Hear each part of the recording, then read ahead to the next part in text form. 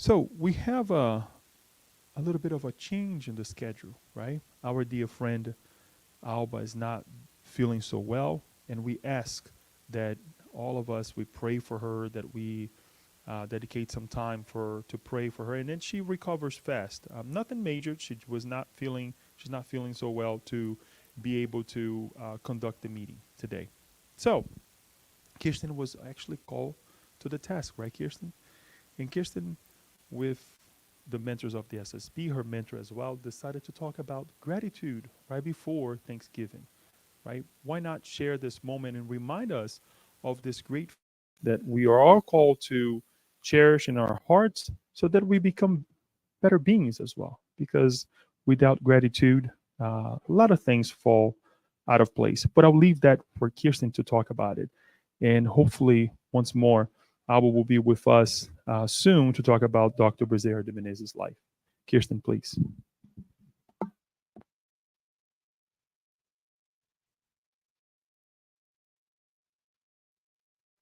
Good evening, everyone.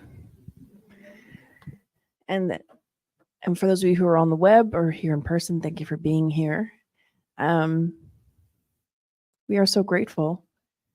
And we were so grateful. We wanted to share this gratitude with others that when our dear friend Alba um, became under the weather and we were deciding who would fill in the space, I had so much gratitude in my heart that I said, Leo, don't you want to do it? Because it's last minute. And I was like, you know what, I'll do it. I have so the gratitude in my heart to serve is so great. So here we are. So we're fighting for it. Um, but why not talk about gratitude? In actuality, we had a really interesting experience because who of you are familiar with this Brazilian? He was a politician. He was a spiritist. He also was a pharmacist. Kaibar Schutel. I never could say his name. Anyone familiar with him? Aside from Leo, Daniel, myself. So, forgive me. He lived, I think, last century, early 1900s.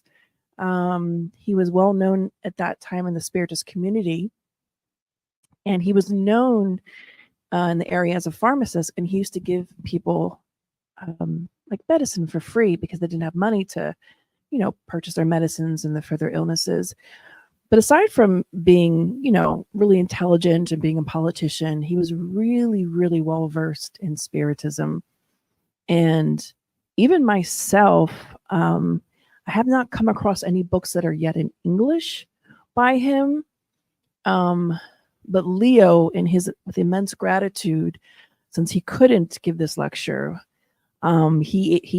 he bestowed upon me a translation of a message from Kaibar Schutter, which we're going to share today. So, what a blessing it was, because otherwise, I don't know that we would have been able to read this message.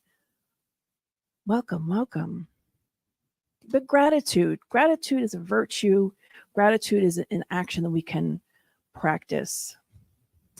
But a lot of times before we reach a virtue, there's something that tends to be a precursor to it.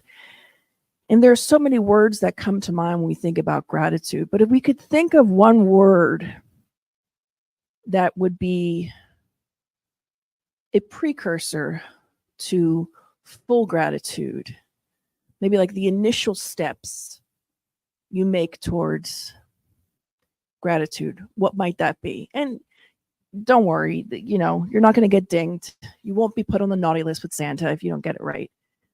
This is more just curious if anyone had thought about this. I will give you a hint. The word that I'm looking for is on the screen.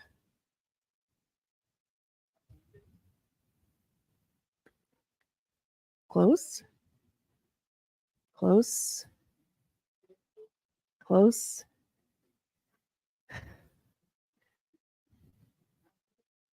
I'll give you one last little hint.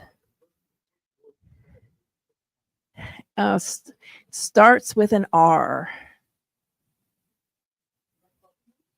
recognition. In the journey, in our journey to express gratitude in our evolutionary journey, we first experience recognition. There are other words too. There's appreciation. There's so many words that are sort of preludes to deep and fulfilling gratitude when we're able to experience that. But for the sake of today's conversation, and because we were going to talk about Kaibar Schuter's message, which is entitled Recognition and Gratitude from the book Parabolas. Ooh, can you say that, Leo? I won't butcher the name. Parábolas e ensinos I cannot even say. All right, I don't know. Let's try another Brazilian. Anyone else? Hold on one second. Parábolas e ensinos de Jesus. It's a tongue twister for me. Apparently, for some other Brazilians, it is too. All right. Well, we're so grateful for you, Leo. Don't worry. We're so grateful that you're here too, Vlad. Thank you. So, recognition and gratitude. It is in this particular edition. I don't know if there's many other editions. It's on page 330. Of course, it's in Portuguese, which I won't attempt to say what it is because I'll butcher it.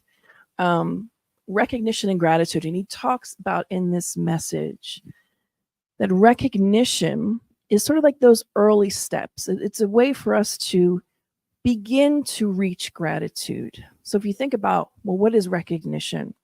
Well, when I recognize that my spouse is trying to do, like maybe haven't reached the level of being grateful for my spouse, but at least I recognize that they're trying. So there's this funny joke I heard Givaldo say, talking about recognition and gratitude. He said, sometimes it's like we haven't reached that level where I say, oh, I'm so grateful for my spouse and for all that they do for me. But instead, sometimes all we can say is, oh, I'm so grateful that they get to annoy me every day and I get to experience that. So it's like early stages, like baby steps. Who remembers that movie from the 80s with Richard Dreyfuss and the guy who did Groundhog Day? What is his name? Bill Murray. So in the 80s, there was a movie called, oh my God, I just completely blanked. Was it called Baby Steps? Oh, I completely forget what it's called now. I think it's called Baby Steps. But in any event, I'll think of it later. It'll come to me. But in this particular movie, Richard Dreyfuss plays a psychiatrist and Bill Murray is his patient. And he has so many idiosyncrasies. So one of the things Richard Dreyfuss is always trying to teach Bill Murray in the movie, and it's comical, it's a comedy, but he's always teaching him like baby steps, like everything, like, okay, like it's not about leaps and bounds. And so that's applicable to us. It's not about like, oh, I haven't reached, I'm not able to be fully grateful to have, for my spouse, for my children, for my mother-in-law, my job. But at least if we can at least begin to have recognition, it's a step in the right direction. So we only bring parts of the message today. If you want the full message, we can send it to you, have it in English and Portuguese. I broke it up into just small parts, just for us to think about it and digest. So he says, recognition and gratitude are the two expansions. Actually, Lee, I'm going to ask you to read because my ever-growing pregnant belly is making it harder to breathe up here. Hopefully I can do this. Okay. Well, right? First try was not good. I was I recognized Vladimir being here today. And I'm very grateful. Going back to the message, recognition and gratitude are the two expansions of the human soul, which mark very well the moral status of each individual. Recognition is the testimony to the genuineness of a thing, of a fact, of a person. As an act of discernment, recognition can lead to good or bad judgment that we make of an object or a person. As moral virtue, recognition is the beginning of gratitude. Do we see how recognition is sort of a precursor? It leads us in the right direction. But as Karbar Shooter says, as an act of discernment, recognition can lead to good or bad judgment that we make of an object or person. What's an example of that? We think about, have any of you ever watched any of the Godfather movies or Goodfellas? Any of those, older movies with Al Pacino, and you see the dynamic of how, not gangs, what are they called? The mafia, the mobs, how they work. So when a mafia member does really well, the mafia boss recognizes them and promotes them. So in that way, recognition is not in a good sense. But when we talk about recognition as a moral virtue, as he says, it's the beginning of gratitude. Because we have to start somewhere. And when recognition reaches its highest peak, gratitude begins its infinite ascent. So it is a beginning for us. Gratitude registers the idea of goodness, and the author of the benefit maintains a deep sense of affection. Recognition remembers the idea of the benefit. Gratitude invigorates the remembrance of the benefactor. So there's a difference. Recognition remembers the benefit that was had, but gratitude invigorates the remembrance of the benefactor. Gratitude is a confirmation of the reasons sanctioned by the gestures of the heart. There is no nobler virtue, therefore, no rarer virtue than gratitude. It guides us by love and elevates us to God. Many souls recognize, but few have gratitude. One of the biggest things in our lives that we often, it's an area for all of humanity where we struggle. It's in our relationships, usually familial relationships. And there's something is to be said about when we are unable to honor our parents and have gratitude for them. They say that our parents are the first two people we have a relationship with. And depending upon our relationship with our parents can reflect relationships throughout our lives. Now that's complex because you can bring up a lot of cases of abuse, of neglect. But what the gospel teaches us, I think it's chapter 14, that's in the gospel according to Spiritism, honor thy father and thy mother, has nothing to do with our ability to love them. Honoring does not mean that we love them. It means that we are grateful for and we recognize the simple yet complex fact that they were able to give us life. And those who have been able to make peace with and achieve this gratitude for their parents, independent of what kind of parents they were, are able to achieve a higher level of happiness, of joy, of fulfillment. Because those are the first two people in our lives that we have every reason to be grateful for. For the simple fact, as the gospel teaches us, they allowed us to be born. Take away all of the bad things perhaps they may have done, or to us we felt they have done. But the simple fact that they give us life takes us to a different level. When we're able to experience gratitude at that level, we're able to look around us and experience a deeper gratitude. Now, many people, as Kaibar says, they can say, well, I recognize that my parents, it was a struggle to have the children or to have us, or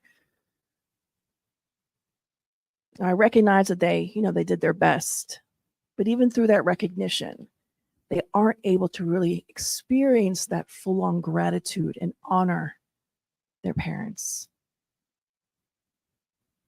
It is an area of great complexity, tremendous amount of pain for many people, and we're not trying to oversimplify it at all. But if you have experienced familial trauma and have come through the other side and have reached that ability to be grateful and find gratitude, life takes on a new meaning. Our perspectives, it's completely different than just having simple recognition. Something just to think about. But in this message, he goes on and talks about different experiences that are told to us in the Bible. There is the story of the 10 lepers, where 10 lepers, the 10 lepers that come and seek Jesus out, Jesus heals them, and they leave, and only one comes back to thank and praise Jesus. Then Jesus turns to him and says, "You are truly healed." Because he truly was able to find gratitude. The other 9 lepers, they recognized the greatness of Jesus. That's why they sought him out. But it's only this one leper who was healed. The message shares from Kaibar Schulter. Of the 10 lepers healed in the land of Palestine, only one returned to give thanks to the Lord. Of all those restored by the Lord, maybe 3 can be counted that followed his footsteps. Then he talks about this passage in the Bible about Mary and Martha. I'll read the passage. But Martha was distracted with much serving, and she went up to him and said, "Lord, do you not care that my sister has left me to serve alone? Tell her then to help me." But the Lord answered her, "Martha, Martha, you are anxious and troubled about many things, but one thing is necessary. Mary has chosen the good portion, which will not be taken away from her." So you have to imagine Jesus goes to the house of Mary and Martha. When Jesus gets there, Martha wants to start cleaning up, preparing the food. Imagine when you receive a guest, you're like, "Oh my gosh, let me just go put up my fine china. Let me clean up everything, do all these things." And then Martha starts to get really upset at her sister, saying, and turns, look at the audacity of this, turns to Jesus and says, "Come on, can you tell her to help me?" And Jesus turns to her and says, "Mary has chosen the best part." He doesn't invalidate what Martha is doing, but there's a clear distinction. And this can kind of be a metaphor for our lives. We can allow ourselves to get so distracted, understandably, by so many things. But we should try to be more like Mary in this sense, where she realized she could recognize the importance of that moment that she had with Jesus, was grateful. So she stopped everything she was doing and she sat with him and talked to him. Whereas Martha was more distracted by cleaning the house, sweeping the floor, making sure everything looked right for the master. And that was besides the point. So here you have two women. If you could answer this question, who do you think expressed recognition? And who expressed recognition and gratitude? Mary did what? Did she express recognition and gratitude, or just recognition?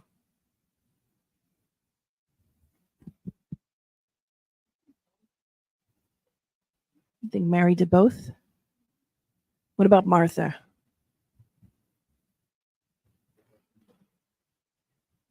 Why did she only have recognition? Or what in the story tells you she only expressed recognition?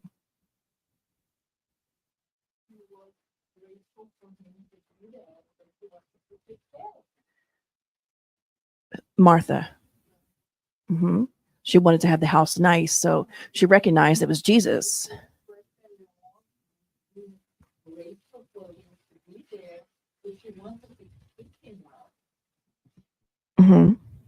She recognized it for sure. For sure. But did she full on understand the magnitude? I don't know that she did. Yeah.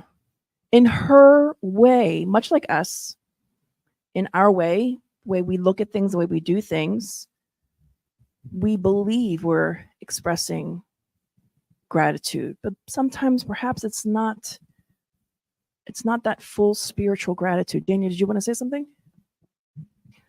Oh, I agree with everyone. I just want to understand why Martha just has only recognition and not gratitude. So in order to have gratitude means that it's not only recognize that the importance of someone, but also give time, give importance, like listen that the person give like attention. So I just wanted to elaborate That's more on that. that's exactly what it is. Oh, okay. They both recognized. Recognize. Yeah. They both recognized that this was Jesus, this was the master. But Mary was the one who was able to really take that moment and be grateful for it, and take in not in a bad sense, but take advantage of the fact that Jesus was there with them in their house, to stop everything else she was doing and recognize it. No, we don't need to sweep the floor and, put out our finest tapestry and put out our finest, bowls and whatnot. Jesus is here. Let's just sit and listen to the master.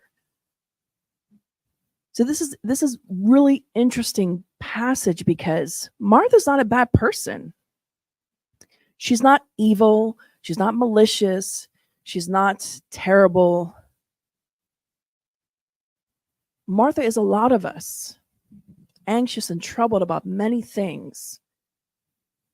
But Martha recognized that one thing was most necessary. It was necessary to clean the house, to do all those things. But what took even a greater priority? So to be grateful in the full extension of the word gratefulness would be not only recognize, but also be active, in a sense that, okay, so I'm grateful for you, but I need to do something like that. That's what means. Need to do something? Not to do something, but for example, I can say I'm grateful for my parent, but I just say I don't do anything. I don't do anything active to feel, so they to feel that I'm truly grateful. To show. Yes. Yes. So when we are truly grateful, it is reflected in our actions. That is the difference between recognition and reaching gratitude. So I'll give you maybe a more tangible example. And I heard Givaldo give this example during one of his talks on gratitude. And he said, it's kind of like this. Imagine a married couple, okay? A married couple where the husband is able to acknowledge, okay, I recognize that my wife cleans the house. I recognize that she gets the kids ready. I recognize that she makes my dinner. I recognize that she keeps the house wonderful. I recognize that she works in and outside of the house. And I recognize that she's thoughtful. I recognize that she buys me the drinks that I like. I recognize that she remembers to pick up the pecan pie that I like or whatever it is. All those things like, oh, I recognize. That's case number one. Case number two, married couple, same situation. The husband recognizes that his wife does all these things. He can say he appreciates them. But this husband tries to really listen and show his gratitude, to seek out how she needs support, if she needs to be listened to. So there's a study by this researcher, this marriage researcher, and he has an institute called the Gottman Institute. Some of you might be familiar. Some of the best marriage research that's out there, 30, 40, 50 years of research that has really been the most, what I think, and I think millions of other people, has been the most on point. So they did research with couples. So this particular John Gottman, like 40 years ago, it's unheard of. He invited a bunch of couples to like a retreat, and he just observed them, him and other researchers. And he found, and he followed these couples through extensive period of time after this retreat. And he found distinctive behaviors of couples who were successful and who were not. So he could predict with about 90% accuracy if couples behaved and did things A, B, and C, then they had a greater chance of remaining married, versus couples who did D, C, and E had a greater chance of divorce. So one of the things that's really popular right now on TikTok is the bird theory. And that kind of came out of the Gottman Institute. So the bird theory is this. I'll break it down and I'll explain why this is applicable to this. If your partner, you and your partner are outside, going for a walk, walking your dog, whatever, and your partner says, wow, look at that blue jay, which is a type of bird. And your partner's super intrigued by it, like, wow, I've never seen a blue jay before. And you see, and so let's pretend it's the wife, and the wife says, oh, honey, look at that blue jay. It's amazing. And the husband goes, oh yeah, that's cool. And they keep walking. Second example, couple walking along, and the wife says to the husband, oh man, look at that blue jay. Isn't it beautiful? And the husband goes, wow, yeah, no, that's really neat. Let's get in closer. Let's take some photos of it. Let me Google real quick about blue jays. This is super cool. And he takes interest in what his wife is talking about. One is recognition. The first husband recognized it. Oh yeah, that's cool. Kept on walking. Research shows that the couples that couple one, where the husband's like, oh yeah, that's cool, and he keeps on walking, they were more likely to get divorced later in life or at some point than couple B, where the husband and the partner became intrigued by what his wife was intrigued by. But you have to understand the psychology behind it. It is an act of gratitude to your spouse. And it might be, some might find this difficult because when you think about gratitude, you often think it's like, oh, you're saying thank you. But it's so much more deeper than that. It's being able to say to your partner, I value you. I value what you value. And in my gratitude for all that you do, I'm going to listen. I'm going to hear you and take interest in that. It's just research. It's what it's shown. And the Gottman Institute has had the greatest accuracy. You can look it up online. It became famous on TikTok because we're in the age of TikTok. But the Gottman Institute has been around forever. And it has some of the best advice. We digress. We all shared the answer to this question. There's another instance that Karbar Schutter mentions in his message. He says, Martha and Lazarus recognized, but only Mary has gratitude.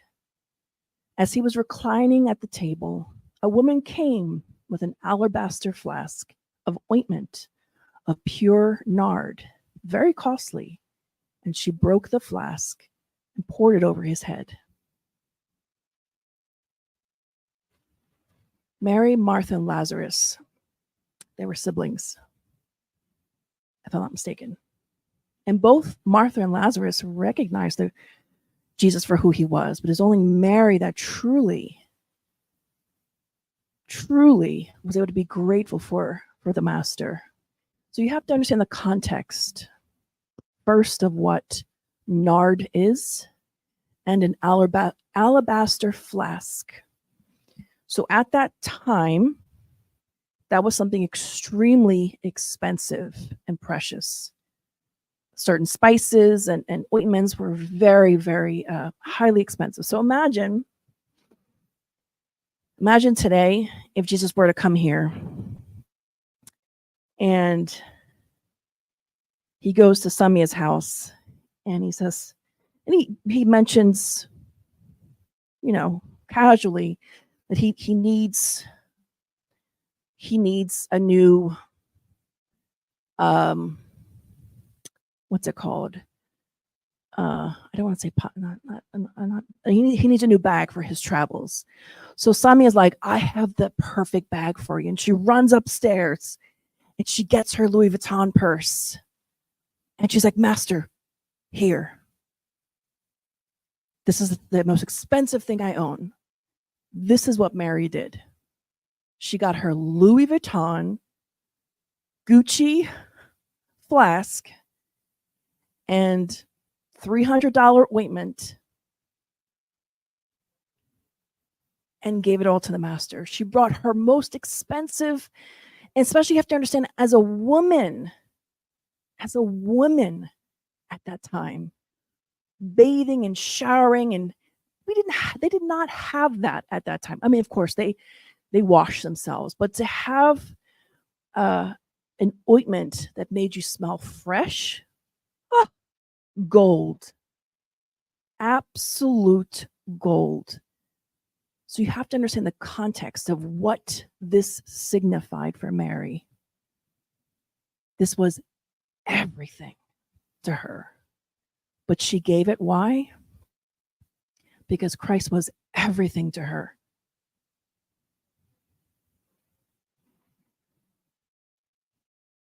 Can you imagine if Jesus came to your house and was like, yeah, my car broke down.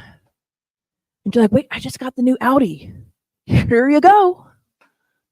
Take it. That's what this is the equivalent of. No second thought did Mary give. But here's an example of someone who, you all know the story of when Nicodemus came to Jesus. It's in John 3:2. John chapter 3, verse 2. Nicodemus decided to go see Jesus, but he wanted to see Jesus under the cover of night. Why? Does anybody know why? Nicodemus didn't go see Jesus in the daytime? He didn't want to be seen. Why?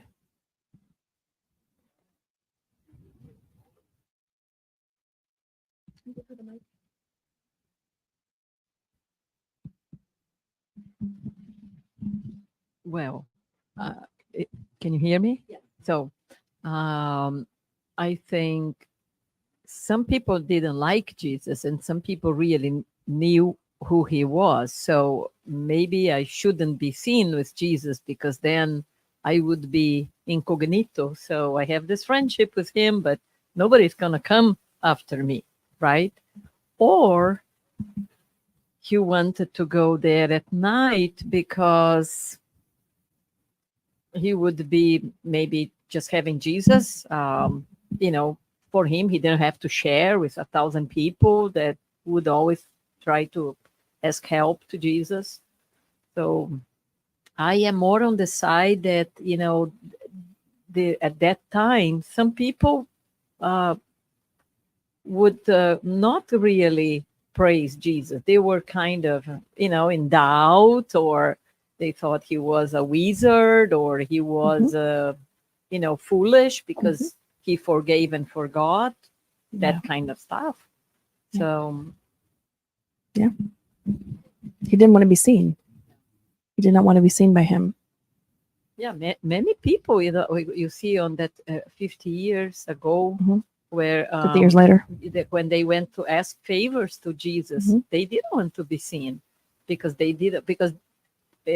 were like a king or somebody important, and then people say, "What, you're relating to Jesus, like you're asking favors to him, so you are in favor of him," and they would charge him with a position, and so people would be kind of funny. So I have a question for you all. Is this somehow, in some way, form or fashion, similar to when Peter denied him 3 times?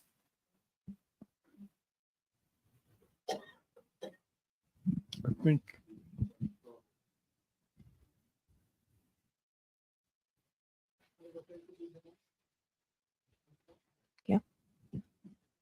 Leo? I think that Peter, in essence, and who am I to judge, right? I'm not judging with a bad heart there, but I think it was a little bit worse because he already had stayed with Jesus. He has learned from Jesus. Nicodemus, at that point, as a Pharisee, he was just afraid of the other Pharisees judging him, and what would happen to him, and what in his reputation in the Sanhedrin as well. To like, you went to see Jesus, why, right? But I think that in that sense, I mean, I think it's the same thing. Afraid of the judgment or of others, right? But Peter had already lived with him, lived with the message. That's true. There might be a heavier consequence there for himself and how he felt, but similar nonetheless. They both were afraid. So did Nicodemus, did he recognize, was he showing recognition to Jesus, or had he reached a level of gratitude?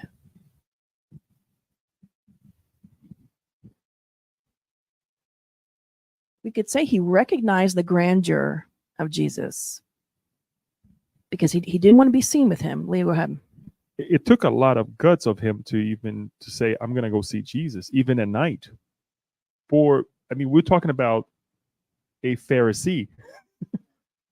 It takes a lot of energy for somebody, you know what, let me go talk to this guy. And the questions that he asked as well, if we can, that's not the point, but the question that he asked as well was like, even though Jesus said to him, look, you're a doctor of the law and you question these things, but still, right? I mean, we got to give up to him that he got out of the house and went to see Jesus. Definitely. And that point right there is the same point I was trying to make with Martha and Mary. It's not that Martha is bad, because we are Martha at times. We're at the level where we can appreciate who Jesus was. Nicodemus could appreciate, but he wasn't there at the more evolved level of having gratitude and understood more deeply. Because if he had, he would have not gone under the cover of night. Not to say or take away from the fact that, hey, he did go and see him. And he did have a really in-depth conversation with Jesus, which has bred a lot of changes within Christianity, one of which being born again of the water. But this is what Kai Bar Schutter says. He says, Nicodemus, moved by recognition, goes to meet Jesus. But since he had no gratitude, he awaits the night to approach the Son of God. This man came to Jesus by night. In recognition, only the interest acts. In gratitude, it is love that speaks. So remember the story of the couple? And couple one, where the wife goes, look at the blue jay. Husband says, Oh, cool. Let's keep walking. Recognition. Second couple. Wife goes, look at that beautiful blue jay. Husband goes, oh, wow, yeah, that's pretty cool. Let's go. Let's get a closer look. Let's take some pictures of it. Let's Google about blue jays. Are they common in this area? Gratitude is an action. It is love that speaks. Kabar Shutra, towards the end of this message, mentions the following to show the difference between recognition and gratitude. So many of you may have heard of the story of Herod, right when Jesus died. Right before Jesus died, Herod and another Caesars and people that were at his high level kind of just washed their hands. They recognized what Jesus was. Herod knew and could recognize Jesus's grandeur, so much so that he knew he had to send some soldiers to guard the tomb. Because remember, the story was Jesus said he would rise from the dead. So Herod believed it. He hadn't reached that level of gratitude, but he could recognize, he could appreciate that Jesus was a great master. He just didn't want anything to do with it. He didn't want to deal with the backlash of the Jewish people and everybody else. He's just like, wash my hands, let somebody else go deal with this. Mary Magdalene, in comparison, she walked to the tomb to take flowers and perfumes. So here we have two individuals who have taken action, who have made a decision. One who could recognize, the other who was expressing their immense gratitude. Can we see the difference? Both recognized, but only one could truly express her gratitude. Herod just put soldiers there, but Mary Magdalene, realizing who and what the master was, wanted to bring flowers and perfumes. And so for you to understand, there was no embalming at that time. So the stench of the dead corpses was so intense that she didn't want that for the master. So she gathered from her garden all around her the best smelling flowers. And look, women at that time, we knew which flowers smelled the best. She gathered all her flowers and all her perfumes to ensure that the master had a nice ambiance around him. So we have to ask ourselves, in life, before Jesus, who are we acting more like? Herod or Mary? Are we Martha or Mary? Am I Peter or Saul or John? Who am I is the question that we must ask ourselves. Where am I in this story? What areas, where can I work on, where I need to grow my gratitude? And the best way, and Joanna DeAndres teaches us this, the best way to grow your gratitude is at home. It's a primary place to begin. Blossom where you are. Whether it's in relation to our parents, our partners, spouses, or children.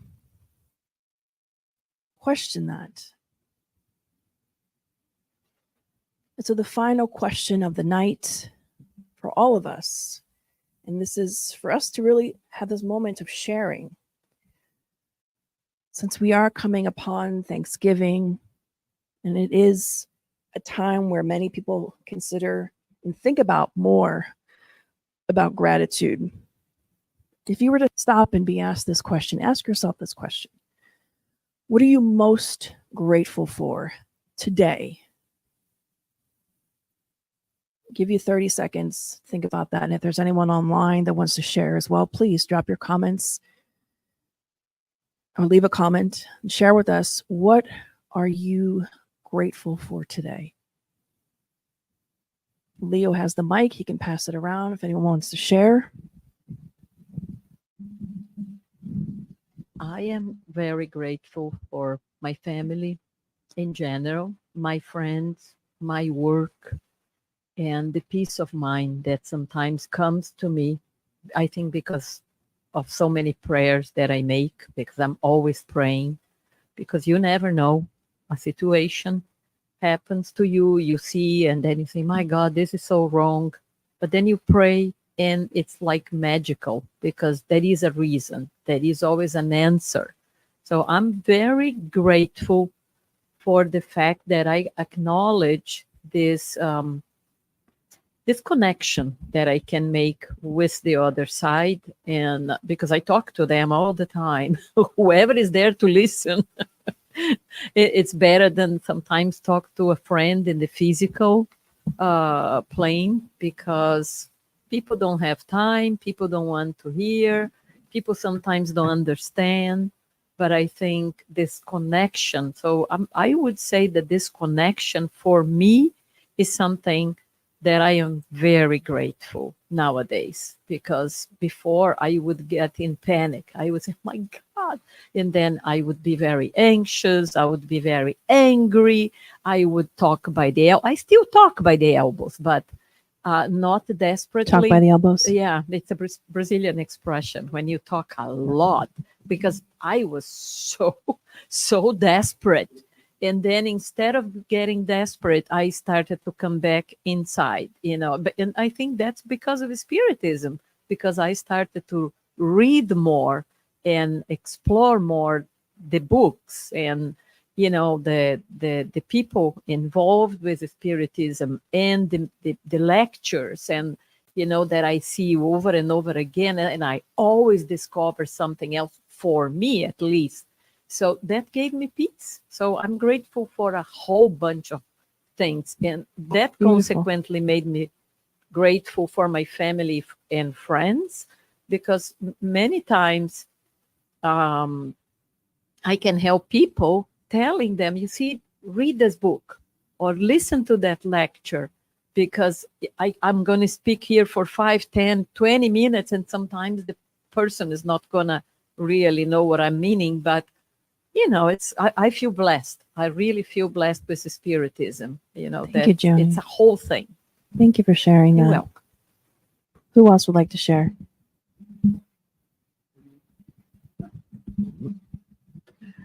I am thankful for all my my life since the beginning up to now, for everything and everybody. But first of all, for my parents, and for the kind of childhood that they allowed me to have. Well said. How about the parent? Yeah, good. Yeah. Good.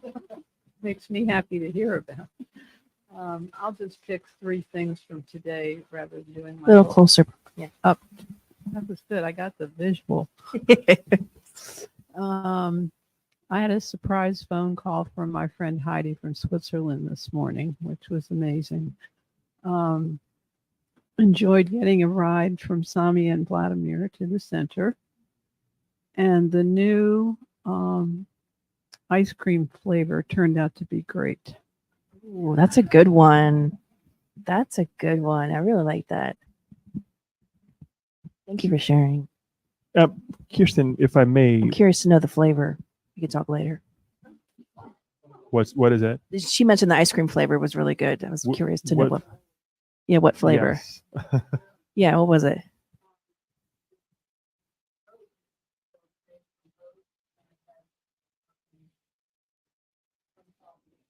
Oh, Oat- coffee oat- flavored. Okay, ice cream. Okay. Oat Ooh, what? I have to look that up. Oatly. I've seen them. Okay. I've had them before. All right. Wow. Thank you, Paula. Thank you. Getting hungry here. Yeah, right? Good. And since Paula, I'm gonna bring you to the story that I would like to share real quick here. I was just rotating my hands because I was doing some physical work with my hands today, very heavy work, and it's hurting. And the reason I'm saying this is because I recognize that I have a hand. I recognize that I have strength, right? And years ago, I learned with Paula. Now I'll bring Paula to the picture here, where she gave me a little stand that says, "I love my back, my spine." I can't remember, is it spine or back? It's still up there, but back, right? Because we have this idea of, my back is killing me, my head is killing me, this part of my body is killing me, right? And we recognize that we have a spine, a back, a hand, but we don't give thanks. We're not grateful. And as I was doing this, I'm like, wow, I have a hand. It hurts. This is great. It hurts because I have a hand. Because if I didn't have a hand, it wasn't hurting. And it was that aha moment that, as you were asking as well about Herod, about Mary, sometimes we don't even get to neither level.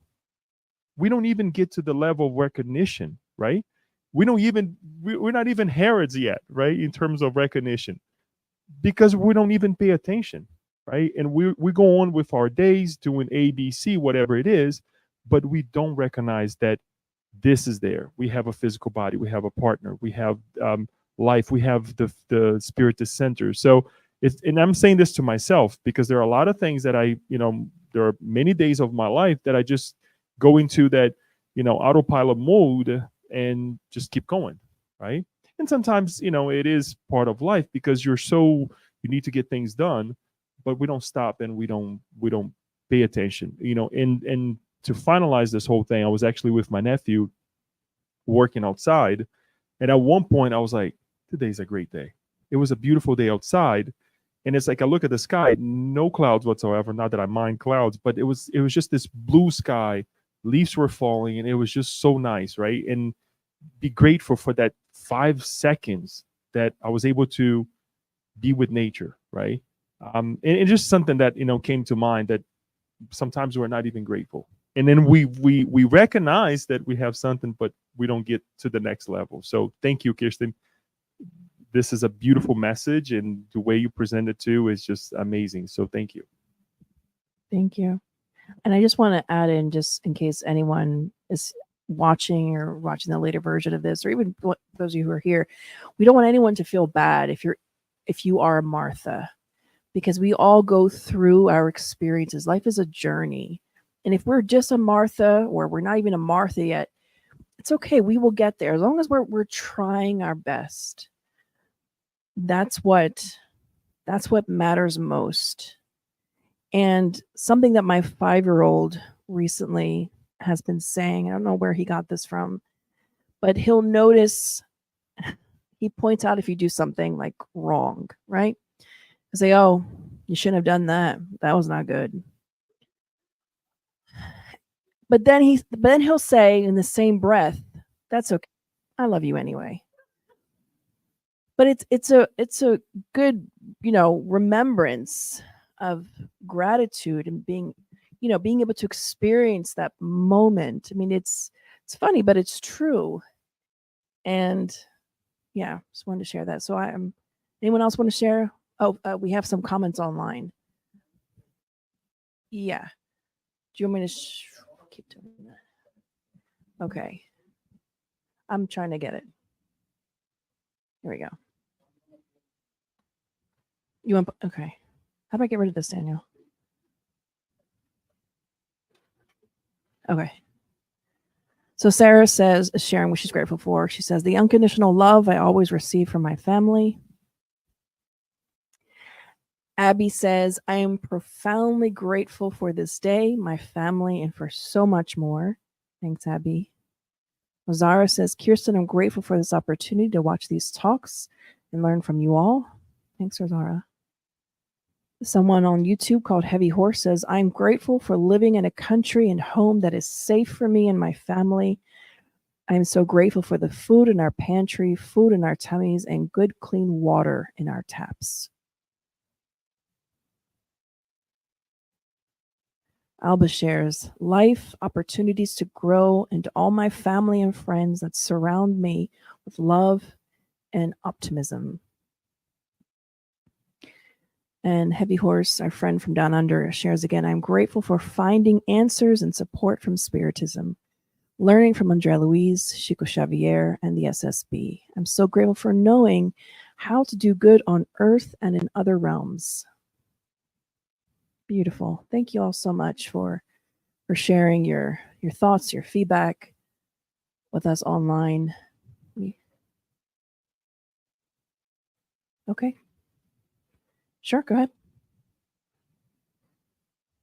Alba says, I'm wondering how we can express our gratitude to God as we recognize her infinite love for us.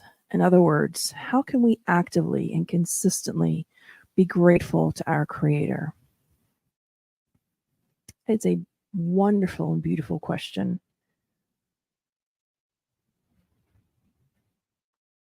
And I'm going to answer it to the best of my ability. I'm also curious what you all here with us think the answer might be. I think the answer is when we want to express gratitude to God, true gratitude and not just recognition, is when we are able to do the following. And it's a quote from a famous Christian song. And it says, I will praise you in this storm. I will praise you in this storm. I will give gratitude that you are with me, God, through my hardships. That is the greatest act and way in which we can truly say we are grateful and showing our gratitude to God. It's easy to be grateful when things are going well.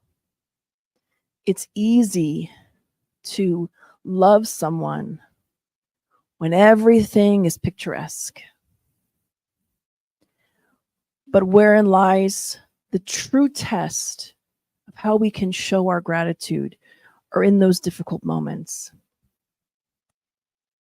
So I'll give you last example, and you can hopefully use this and extract what you need from it.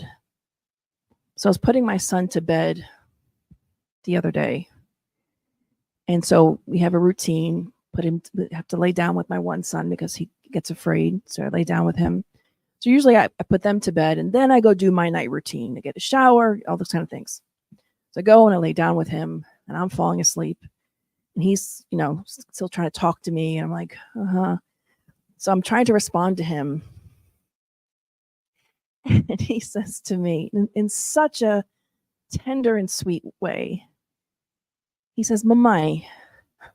I'm going to try and say this without laughing. He says, Mamai. He calls Mamai, which means mommy in English. He says, Mamai.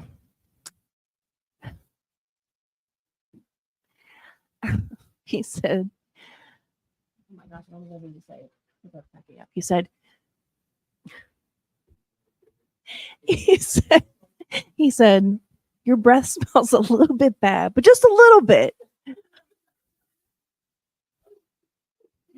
He said, your breath smells bad, but just a little bit. And so I didn't know what to say. So I was like, just being honest, I said, well, mommy didn't get to do her nighttime routine, so I'm putting you to sleep first. And then he says that thing that he says recently a lot. He says, it's okay. I love you anyway. And he gave me a hug and said, thank you for being my mommy and the cute moment. So despite the bad breath moment, being grateful for that opportunity to be amongst your mother. So That's my response. But does anyone have their own take on the answer to Alba's question? I pose it because I think there are many variations that could be shared. Daniel? I think to complement, I think one of the way we can praise God is to try to follow his or her laws and taking what Jesus has suggest to us, that love one another, right? So love God above everything, but also love one another. And I think this pretty much is another way, in complement of what you said. I totally agree. It's very difficult for us to think about, praise God when we're in the middle of the storms. But that show the level of evolution that we are, right? So there is no right or wrong. It's just that we are in different levels and we praise God in a different way. And just every day living your best life and appreciating every moment that we have as a way of showing gratitude. Leo? One thing that it's a beautiful question. I think that, we ought to ask ourselves, and I agree with you, because very, very seldom we stop and say things are going bad, but I'm going to do my best. God is, with us, right? With me, with us. So one thing that came to mind, it's God as the creator and us as the co-creators is to be a co-creator, right? Is to take this knowledge that Spiritism brings to us and to really exercise it, right? And following comes the teachings of Jesus saying, when you clothe someone, you clothing me, right? When you give food to someone, you're giving food to me, right? And being and taking this in a literally sense as well, that as we mentioned earlier, that he's the way, the truth, and the light.